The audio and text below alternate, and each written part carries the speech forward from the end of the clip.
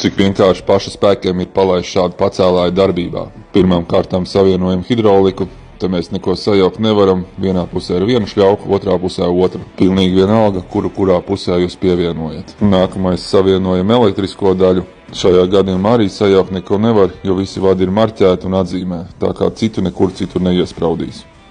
Un tad jau paliek galvenā sastāvdaļa eļļa. Eļļa nenāk komplektā, tā ir jāiegādājas atsevišķi.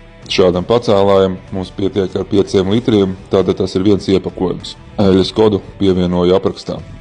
Tad, kad pacēlāju esam pievienojuši pie elektrības, nedaudz to paceļam uz augšu, lai atbrīvotu to no transportēšanas palikņiem. Tā kā šis pacēlājs ir mobils un pārvietojams, tad rekur ir 3 ritentiņi un mēs varam ļoti vienkārši viņu pārvietot uz nepieciešamo vietu, kuru mums vajag.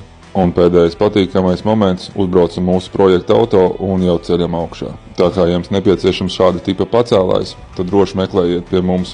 Šāds pacēlājs ir pieejams 400 voltu izpildījumā un arī 220 voltu izpildījumā, kā arī 3-tonīgs un arī 3,5 tonīgs. Tā kā šādi pacēlāji būs viegli darboties gan pie rieptiņu maiņas, gan arī pie piekaras remonta. Tā kā ienāc IC24 un apskati piedāvājumu.